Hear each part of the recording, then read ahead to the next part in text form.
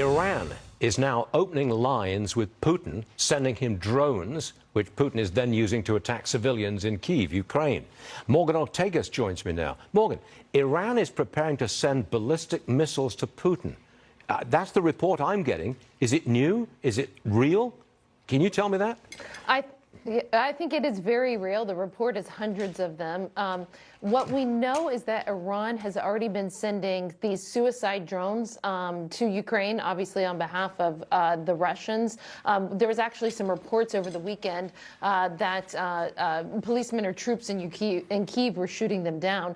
So this is something that I actually warned about last month. I wrote an op-ed in the Wall Street Journal pleading and trying to get the Biden administration to realize that they were undermining their Russia policy by what they've done over the past 19 months, which is to try and continue until recently to beg and cajole and plead with the Iranian regime to get them back in a deal. Essentially what you have seen, Stu, from the Europeans, from the Obama administration, and now from the same team that are in the Biden administration is an ongoing, a years-long policy of trying to appease Russia and Iran, and trying to, quote-unquote, do deals, negotiate with them to appease them. And it's led us to the moment that we're in today. You don't get to these places that we're seeing with Russia and Ukraine overnight. It comes from years of failed policies, believing that you could convince the Iranians to start behaving normally by being in a weak and flawed deal, and that's why they're cooperating. How could it possibly be in America's interests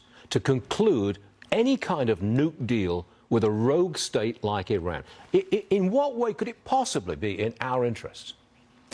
There was no interest before all of this started, and there's certainly no interest now. I think it was last month or a month ago I was on your show, and I also talked about how this administration has greenlit billions of dollars for Russian nuclear energy to work with Iran on that as well. And so, it doesn't make any sense. On one hand, you're trying to sanction and punish the Russians. On another hand, you're giving their nuclear facilities billions of dollars in a deal with Iran for civilian nuclear energy.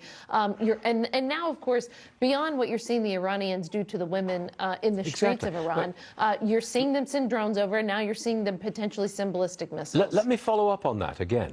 Where is the American women's movement? They're slaughtering women. They're murdering them in jail in Iran. Yeah. I hear nothing out of America. What's going on?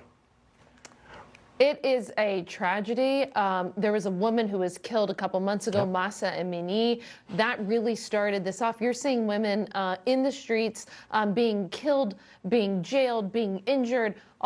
They're all just protesting for the right to show their hair. This is a movement that has inspired me and so many women around the world, but it also has is really brought to life how evil this regime is that the Biden team continues to negotiate with, and they continue to rule out, to refuse ruling out getting back in the nuclear deal. They think that they can negotiate with the oppressors of this women and provide billions of dollars of sanctions relief to these women's oppressors, but then on the other hand, tweet in solidarity in support of these Iranian women. They are literally funding their very oppressors. And even though they haven't done the deal yet, they're allowing China at this moment to purchase Iranian oil. They are not pressing on with the American sanctions. They're not enforcing the American sanctions that are on the books now. And so because of that, the regime effectively already has sanctions relief, and they're using it to oppress and crack down on these women in Iran. Morgan, you know what you're talking about, and we really appreciate that. Come back and see us again real soon. Thank you, Morgan.